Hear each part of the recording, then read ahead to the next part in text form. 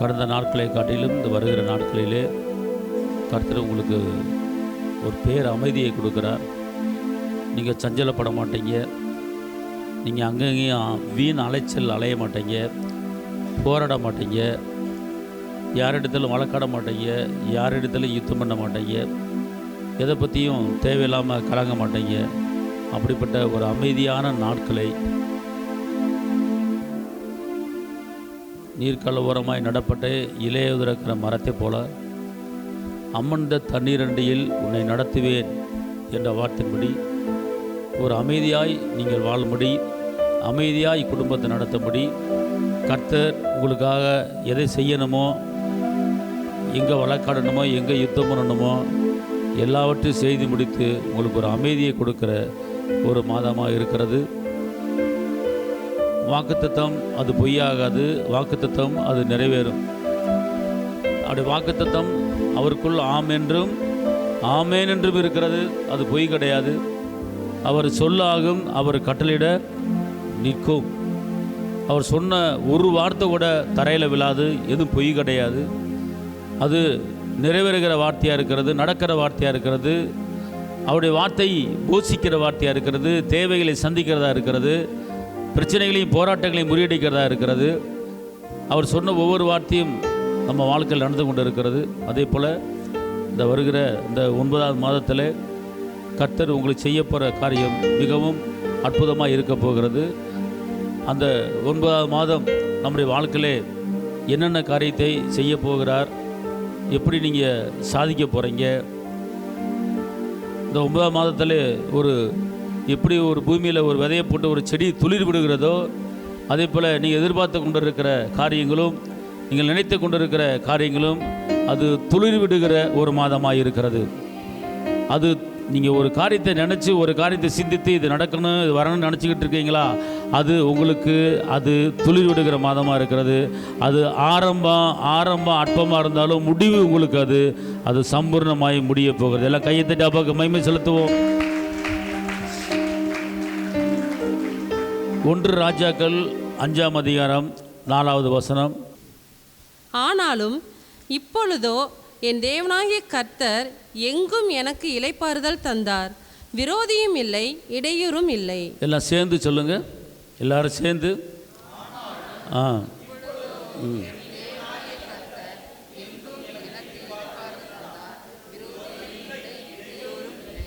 எல்லாம் சொல்லுங்க, எனக்கு விரோதியும் இல்லை, எந்த இடையூறும் இல்லை. அல்லேலூயா, அல்லேலூயா. கர்த்தர் இந்த புதிய நாட்களிலே உங்களுக்கு செய்ய போகிற ஒரு காரியம் என்னன்னு கேட்டால், உங்களுக்கு இதுவரை விரோதிகள் இருந்திருக்கலாம், உங்களுக்கு விரோதமான ஒரு சில காரியங்கள் இடையூறாக இருந்திருக்கலாம். இடையூறு என்பது ஒரு தடை, இடையூறு என்பது ஒரு போராட்டம், இடையூறு என்பது செய்தது வாய்க்காமல் போகிறது, இடையூறு என்பது முயற்சி பண்ணி தோல்வியில் ஆகிறது. ஆனால் கர்த்தர் சொல்லுகிற காரியத்தை நீங்கள் நல்லா கவனித்து பார்த்தீங்கன்னா அது மிகவும் பயங்கரமாக இருக்கிறது, அது அற்புதமாக இருக்கிறது. என் தேவனாய கர்த்தர் எங்கும் எனக்கு இளைப்பாறுதலை தந்தார், விரோதியும் இல்லை, இடையூறும் இல்லை. எல்லாம் சொல்லுங்கள், எனக்கு வரப்போகிற புதிய நாளிலே எனக்கு விரோதிகள் யாரும் கிடையாது, என் வாழ்க்கையில் இந்த இடையூறும் கிடையாது. அல்லேலூயா. கர்த்தர் சொல்கிறாரு, நீங்கள் ஒரு அமைதியாக நீங்கள் குடும்பம் நடத்த போகிறீங்க, அமைதியாக உங்கள் வாழ்க்கை இருக்க போகுது. அமைதியாக, அதாவது எந்த ஒரு அலை இல்லாமல், எந்த ஒரு போராட்டம் இல்லாமல், எந்த ஒரு கொந்தளிப்பு இல்லாமல், எந்த ஒரு சிக்கல் இல்லாமல், எந்த ஒரு நெருக்கம் இல்லாமல் உங்கள் வாழ்க்கை, அதாவது அலையில்லாத, ஒரு போராட்டம் இல்லாத, ஒரு நெருக்கம் இல்லாத ஒரு அமைதியாக கர்த்தர் உங்களை எல்லாத்தையும் என்ன செய்ய போகிறாரு, நடத்த போகிறார். இளைப்பாறுதல் அப்படின்னா ஒரு வேலையை ஆரம்பித்து முடிச்சு போட்டு அப்பாடா முடிச்சிட்டேன் நிம்மதியா அப்படின்னு சொல்லுவாங்க தெரியுமா. அதே போல் ஒரு வீடு கட்டுற ஆள் வீடை கட்டுற வரைக்கும் பல போராட்டம் இருக்கும். ஆனால் கட்டி முடித்து அந்த வீடை ஓப்பன் பண்ணோன்னு அவருக்கு ஒரு மன நிம்மதி என்ன செய்யும், உண்டாகும். அதுக்கு பேர் ஒரு இளைப்பாறுதல். ஒரு திருமணம் முடிக்கிற திருமண வீட்டார் அந்த திருமண காலத்தில் ஈடுபட்டு அந்த திருமணம் எப்போ ஆரம்பமாக எப்போ நடக்கும் அதை முடிச்சிட்டாங்கன்னா அப்பா முடிஞ்சிரா அப்படின்னு சொல்லி எப்படி ஒரு இளைப்பாறுதலை பார்க்கிறார்களோ, அதே போல் உங்களுடைய வாழ்க்கையில் ஒரு மாபெரும் ஒரு அமைதி, மாபெரும் ஒரு இளைப்பாறுதல், மாபெரும் ஒரு நிம்மதி, மாபெரும் ஒரு சமாதானம், நீங்கள் எதிர்பார்த்த காரியம் கர்த்தர் கைவிடி வரும்படி பெரிய, அதாவது வருமா வராதா வருமா வராதா அப்படின்னு குழம்பி போய் இருந்திருக்கலாம். நடக்குமா நடக்காதா நடக்குமா நடக்காதா அப்படின்னு குழம்பி போய் இருந்திருக்கலாம். கர்த்தர் அந்த காரியத்தை உங்களுக்கு வர வச்சு, உங்களுக்கு அதிலிருந்து ஒரு மனதில் கலக்கத்தை எடுத்து போட்டு, அதிலிருந்து ஒரு போராட்டத்தை எடுத்து போட்டு, அதிலிருந்து கர்த்தர் உங்களுக்கு பரிபூரணமான ஒரு நிம்மதியை கொடுத்து நடத்த போகிற நாட்கள் தான் வரும் நாட்கள் உங்களுக்கு. ஆமென் சொல்லுங்கள். அல்லேலூயா, அல்லேலூயா. மாறாக நீங்கள் எந்த காரியத்தை நீங்கள் எதிர்பார்த்து அதை வாஞ்சித்து அதை நம்பி இருக்கிறீங்களோ அந்த காரியம் ஸ்டார்ட் ஆகிருச்சு. அது முளைக்க ஆரம்பித்து விட்டது. அது மண்ணுக்கு மேலே முளைக்க நிற்கிது. இப்போ அது உங்களுக்கு நடக்க போகிறது. ஆமென் சொல்லுங்கள். அல்லேலூயா, அல்லேலூயா. கர்த்தர் இந்த வார்த்தையை கொண்டு, இந்த வார்த்தையை பிடித்து கொள்ளுங்க. அதாவது உங்களுக்கு நான் இளைப்பாறுதல் கொடுக்க போகிறேன். அடுத்து சொல்கிறாரு, உங்களுக்கு விரோதியும் கிடையாது, உங்களுக்கு இடரலும் கிடையாது. இடரல் என்பது ஒரு பெரிய சிக்கல், நிந்தை, ஒரு அவமானம், ஒரு நெருக்கம், சஞ்சலம், ஒரு தவிப்பு, ஒரு மனக்கவலை, மன துக்கம். இது பூரா எதை குறிக்கிறது என்று கேட்டால் இடரலை குறிக்கிறது. ஆனால் கர்த்தர் சொல்றாரு, இந்த நாட்களிலே உங்களுக்கு இப்படிப்பட்ட ஒரு இடரலே உங்களுக்கு என்ன செய்யாது, கிடையாது. ஆமென் சொல்லுங்க. அல்லேலூயா. இன்னொரு வார்த்தையை வாசிப்ப 2 சாமுவேல் 7:11. உன்னுடைய எல்லா சத்துருக்களுக்கும் உன்னை நீங்களாக்கி இளைப்பாறவும் பண்ணினேன். அல்லேலூயா. இப்போதும் கர்த்தர் உனக்கு வீட்டை உண்டு பண்ணுவார் என்பதை கர்த்தர் உனக்கு அறிவிக்கிறார். இப்போ அவர் என்ன சொல்கிறார் அப்படின்னு கேட்டிங்கன்னா, அதாவது இப்போ திருப்பி வாசிங்க அதை. உன்னுடைய எல்லா சத்துருக்களுக்கும் உன்னுடைய ஒரு சத்துரு அல்ல, 2 சத்துரு அல்ல, எல்லா சத்துருக்களுக்கும் உன்னை நீங்களாக்கி இளைப்பாறம் பண்ணினேன். அதாவது உனக்கு எதிராக செயல்பட்ட காரியங்கள் என்ன செஞ்சுட்டேன், முறியடிச்சிட்டு நீ எதிர்பார்த்த காரியம், ஒரு வீடாக இருக்கலாம், அல்லது ஒரு தொழிலாக இருக்கலாம், அல்லது ஒரு வியாபாரமாக இருக்கலாம், அது எந்த ஒரு பிள்ளைக்கு படிப்பு காரியமாக இருக்கலாம், அல்லது திருமண காரியமாக இருக்கலாம். அந்த காரியத்தை நான் என்ன செஞ்சேன், உன் குடும்பத்தில் கட்டுவதற்கு கர்த்தர் உனக்கு வீட்டை உண்டு பண்ணுவார் என்பதை கர்த்தர் உனக்கு அறிவிக்கிறார். அவர் சொல்றாரு, முதல்ல நீ போராட்டத்தில் இருந்த, நெருக்கத்தில் இருந்த, துக்கத்தில் இருந்த, நான் அதையெல்லாம் முறியடிச்சிட்டு உனக்கு அமைதியை கொடுத்துட்டு நீ நினைச்ச காரியத்தை, நீ எதிர்பார்த்த காரியத்தை நான் கட்டி கொடுக்கறதுக்கு உனக்கு ஆயத்தமாயிட்டேன். வீட்டை உனக்கு நான் உண்டு பண்ண போறேன். ஆமென். அப்போ இதிலிருந்து என்ன தெரிகிறது, அதாவது எந்த காரியம் உங்கள் குடும்பத்தில் கட்டப்படாமல் இருந்ததோ, எந்த காரியம் உங்கள் வாழ்க்கையிலே கட்டப்படாமல் இருந்ததோ, எந்த காரியம் உங்கள் குடும்பத்திலே நடக்காமல் இருந்ததோ, எந்த காரியம் உங்கள் குடும்பத்தில் வராமல் இருந்ததோ, எந்த காரியம் நீங்கள் எதிர்பார்த்த காரியம் உங்கள் குடும்பத்தில் வராமல் அது லேட் ஆகிக்கிட்டு இருந்ததோ, கர்த்தர் அதை கட்டுவதற்குண்டான நாட்கள், அதை உருவாவதற்குண்டான நாட்களை கர்த்தர் உங்களுக்கு உருவாக்கி கொடுத்து விட்டார். கைத்தட்டி அப்பாவுக்கு மகிமை செலுத்துங்க. அல்லேலூயா. அதான் அந்த வசனம் சொல்லுகிறது, நான் உங்களுக்கு இளைப்பாறுதலை கொடுப்பது மாத்திரமல்ல, நான் கட்டி கொடுக்கறதுக்கு ரெடி ஆகிட்டேன். நான் உனக்கு கட்டி கொடுக்க வரேன். அதாவது ஒரு வீட்டை உண்டு பண்ண போகிறேன் அப்படின்னா, ஒரு வீடாக இருக்கலாம், அல்லது ஒரு புதுவிதமான, அதாவது ஒரு புது காரியம் உங்கள் வீட்டுக்கு வந்துருச்சுன்னா, உங்கள் குடும்பத்துக்கு வந்துருச்சுன்னா, அது உருவாகுதுன்னு அர்த்தம். அது கர்த்தரே என்ன செய்கிறாரா, அதை உருவாக்கி தர்றாரு. கர்த்தரே உங்களுக்கு என்ன செய்ய போகிறாரு, கட்டி கொடுக்க போகிறாரு. ஆமென். ஒரு நன்மையான காரியம், ஒரு திருமண காரியம் ஆரம்பமாயிருச்சுன்னா அது உண்டு பண்ணுகிறார். ஒரு படிப்பு காரியம் ஆரம்பமாயிருச்சுன்னா அதை உண்டு பண்ணுகிறார். ஒரு தொழில் காரியம் ஆரம்பமாயிருச்சுன்னா உண்டு பண்ணுகிறார்.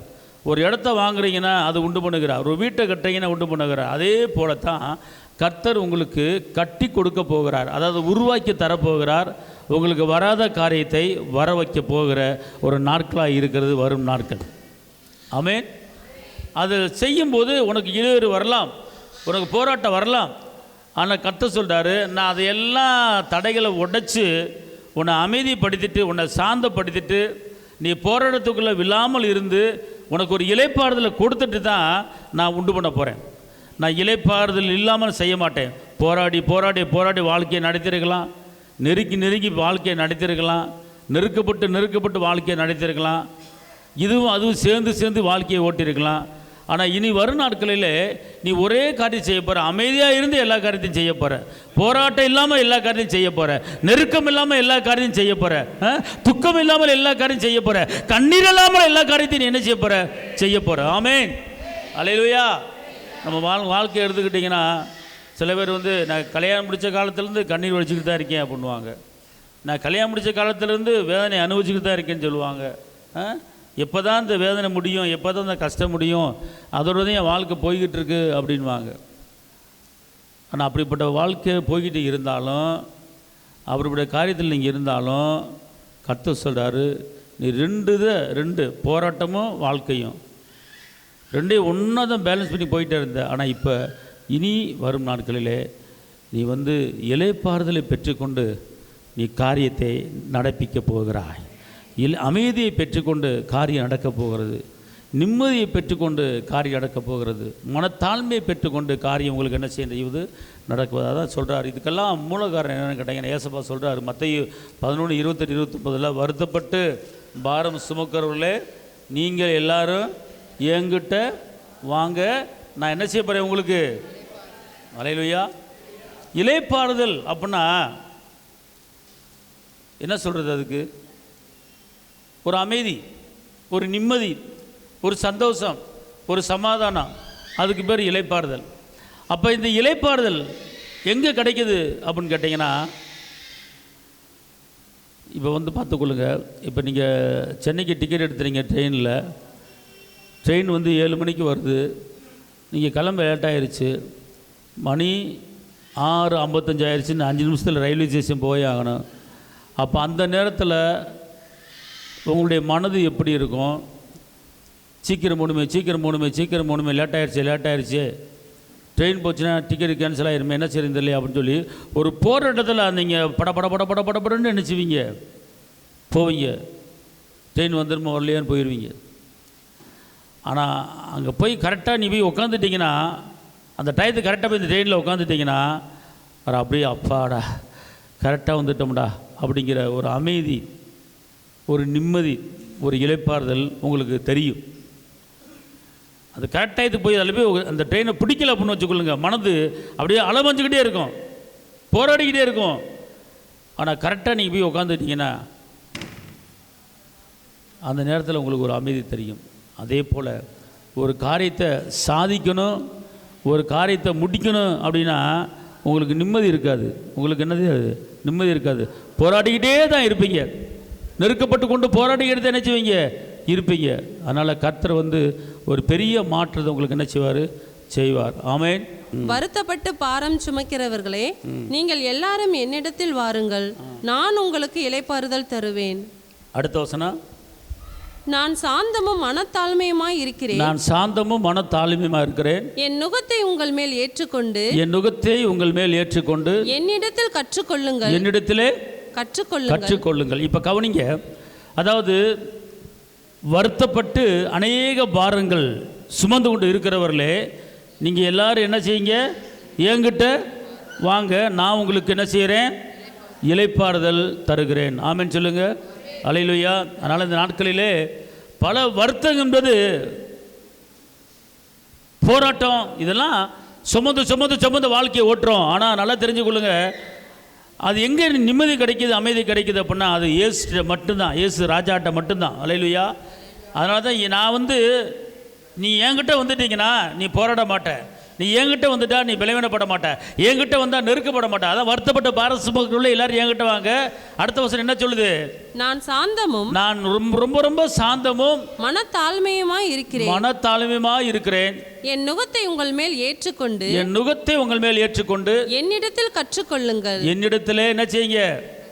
அப்ப என்ன செய்யணும் கேட்டீங்கன்னா, அவர்கிட்ட வந்தா தான் நிம்மதியை கற்றுக்கொள்ள முடியும், அவர்கிட்ட வந்தா தான் அமைதியை கற்றுக்கொள்ள முடியும், அவரிடத்தில் வந்தால் தான் சுகத்தை கற்றுக்கொள்ள முடியும், அவரிடத்தில் வந்தால் தான் பலனை கற்றுக்கொள்ள முடியும், அவரிடத்தில் வந்தால் தான் இரக்கத்தை கற்றுக்கொள்ள முடியும், அவரிடத்தில் வந்தால் தான் மனத்தாழ்மையை கற்றுக்கொள்ள முடியும். அப்போது இந்த உலகத்தில் நிம்மதியை எங்கே வாங்குவது, சமானத்தை எங்கே வாங்குவது, இரக்கத்தை எங்கே வாங்குவது, தாழ்மையை எங்கே வாங்குவது? அது எல்லாமே யாரிடத்திலும் கிடைக்காது. அது தகப்பன் இயேசு மகாராஜா மாத்திரம் அவர்கிட்ட மட்டும்தான் கிடைக்குமா ஒழிய வேற எங்கேயும் கிடைக்கும். அதனால தான் என்கிட்ட வா. நீ வருத்தப்பட்டு நீ பாரங்களை சுமந்து கொண்டு இருக்கிறாய், நெருக்கப்பட்டு கொண்டு இருக்கிறாய், நிந்திக்கப்பட்டு கொண்டு இருக்கிறாய், ஒடுக்கப்பட்டு கொண்டு இருக்கிறாய். ஆனால் நீ என்கிட்ட வந்துட்டேனா உன் பாரத்தை எல்லாவற்றையும் நீக்கி போட்டு உனக்கு இளைப்பாறுதலை கொடுப்பேன் அப்படிங்கிறார். அல்லேலூயா சொல்லுங்க. அல்லேலூயா. அதான் வழியும் அவரே, சத்தியமும் அவரே, ஜீவனும் அவரே. அதனால தாங்க இளைப்பாறுதல் இயேசுக்கிட்ட மட்டும்தாங்க கிடைக்கும்.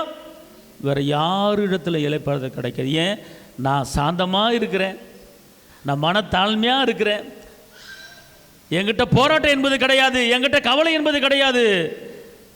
என்கிட்ட அறிவு, ஞானம், பொக்கிஷம் எல்லாம் எனக்குள்ளே அடங்கியிருக்கிறது. என்கிட்ட வந்தேன்னா என்னிடத்தில் இருக்கிறதே உன்னிடத்தில் கொடுக்குறேன். அல்லேலூயா சொல்லுங்க. அப்போ இதுலேருந்து என்ன தெரியுது என்ன கேட்டால், அவரை சார்ந்து கொள்ளுங்க, அவரை பிடிச்சு கொள்ளுங்க, அவரிடத்தில் உங்கள் வேதனைகளை சொல்லுங்கள். அவர் எல்லா காரியங்களையும் வரிசைக்கு பண்ணுவார். ஆமென் சொல்லுங்கள். அல்லேலூயா. அல்லேலூயா. அதான் வருத்தப்பட்ட பாரசுமக்களை எல்லாரும் என்ன செய்யுங்க, என்கிட்ட வாங்கன்னு சொல்லப்பட்டிருக்குது. இன்னொரு வசனத்தை வாசிப்போம். அப்போ ஏன் இந்த இப்போ நம்ம ஒரு குடும்பம்னு எடுத்துக்கிட்டால் ஏதாவது ஒரு பிரச்சனை வந்து நம்மளை டச் பண்ணுது, ஏதாவது ஒரு பிரச்சனை, ஏதோ போராடி தான் வாழ்க்கையை ஓட்டுறோம். வேலையில் ப்ராப்ளம், பிள்ளைங்க காரியத்தில் ப்ராப்ளம், இப்படி ஏதாவது ஒரு ப்ராப்ளம் இருந்து கொண்டு தான் இருக்கும். அப்போ அதுக்கு என்ன செய்யணும் அப்படின்னு கேட்டால், நம்ம அவர் தெரியாமல் சில காரியத்தில் ஈடுபட்டுருவோம். எரேமியா 6:16 வழிகளிலே நின்று பூர்வ பாதைகள் எவை என்று கேட்டு விசாரித்து, பூர்வ பாதைகள் எவைகள் என்று கேட்டு விசாரித்து, நல்ல வழி எங்கே என்று பார்த்து, நல்ல வழி எங்கே என்று பார்த்து அதிலே நடவுங்கள். இப்போ நல்லா கவனிங்க. ஒரு காரியத்தில் இறங்கும்போது, ஒரு காரியத்தில் நீங்கள் நடக்கும்போது நீங்கள் உடனே டகாரன்னு என்ன செஞ்சிடாதீங்க, ஒரு காரியத்தில் இறங்கிறாதீங்க. அது வந்து ஒரு வழி, அதாவது வழி, ஒரு காரியம்னா ஒரு வேலை காரியமாக இருக்கலாம், தொழில் காரியமாக இருக்கலாம், படிப்பு காரியமாக இருக்கலாம், குடும்ப காரியமாக இருக்கலாம். எந்த காரியமாக இருந்தாலும் எது நல்லது எது தவறு அப்படி என்பது எல்லாவற்றையும் நீங்கள் அறிந்து அதை விசாரித்து அந்த காரியத்தில் இறங்கணும். அப்படி அதான் அந்த வசனம் சொல்லுது. நடத்தலிங்க, திருப்பி வாசிங்க. வழிகளிலே நின்று பூர்வ பாதைகள் எவை என்று கேட்டு விசாரித்து. பூர்வ பாதை அதாவது நிரந்தரமான ஒரு பாதை, சிக்கல் இல்லாத ஒரு பாதை, வருத்தம் இல்லாத ஒரு பாதை, போராட்டம் இல்லாத ஒரு பாதை எது என்பதை நீங்கள் ஆராய்ந்து பார்க்க வேண்டும். பாதை என்பது நிறைய பாதை இருக்கிறது, வழி என்பது நிறைய வழிகள் இருக்கிறது. தவறான வழிகளும் இருக்கிறது, நல்ல வழிகளும் இருக்கிறது. ஆனால் எந்த வழியில கால் வைத்து நடப்பது, எந்த காரியத்தை செய்வது, எந்த காரியத்தில் இறங்குவது, எந்த காரியத்தில் இறங்கக்கூடாது, எது நல்லது எது கெட்டது என்பதை அதை அறிந்து, அதை நினைத்து, அதை சிந்தித்து, அதை யோசனை பண்ணி, அதை விசாரித்து, 4 பேர்த்திட்ட கேட்டு, கர்த்தரிடத்தில் கேட்டு, அதுக்கப்புறம் நீங்கள் ஒரு பாதையில் இறங்கி நடக்கும்போது அது நிரந்தரமான ஒரு வழியாக இருக்கும், அது அற்புதமான ஒரு வழியாக இருக்கும். எந்த வருத்தமும் எந்த சிக்கலும் அது இருக்காது. அதனால தான் அந்த வசனம் சொல்லுகிறது, நீங்கள் வந்து நிதானித்து விசாரித்து அந்த காரியத்தில் இறங்கணுங்கிறார். அப்போ இதில் என்ன தெரியுது அப்படின்னு கேட்டிங்கன்னா, ஒரு வேலை காரியமாக இருக்கலாம், ஒரு படிப்பு காரியமாக இருக்கலாம், ஒரு சொத்து வாங்குகிற காரியமாக இருக்கலாம், ஒரு வீடு கட்டுகிற ஒரு காரியமாக இருக்கலாம். அந்த காரியத்தில் ஒரு சடக்குன்னு இறங்கிடக்கூடாது, சடக்குன்னு கால் வச்சிடக்கூடாது, இதுதான் பாதுன்னு போயிடக்கூடாது. ஒரு திருமண காரியமாக இருக்கலாம், டக்குன்னு இறங்கி ஓகே முடிங்க அப்படின்னு போயிடக்கூடாது. எல்லாத்துலேயும் வந்து ஒரு நிதானம் இருக்கணும், எல்லாத்துலேயும் வந்து ஒரு விசாரணை இருக்கணும், எல்லாத்துலேயும் வந்து ஒரு அமைதி இருக்கணும். பார்த்துக்கொள்ளுங்க. அப்போ தான் அந்த பாதையில், அந்த வழியில், அந்த காரியத்தில் உங்களுக்கு வந்து குழப்பம் இருக்காது, அந்த காரியத்தில் வந்து உங்களுக்கு வருத்தம் இருக்காது, அந்த காரியத்தில் சஞ்சலம் இருக்காது, போராட்டம் இல்லாமல் இருக்கும். நீங்கள் பாரு போயிட்டே இருக்கலாம் அந்த வழியில் கல்லு முள் இருக்காது, கரடு முரடு இருக்காது, எந்த டிராஃபிக் ஜாம் இருக்காது, எந்த ஒரு ஊடால வந்து ஒரு பெரிய பாறாங்கள் இருக்காது, நீ பார் போயிட்டே இருக்கலாம்.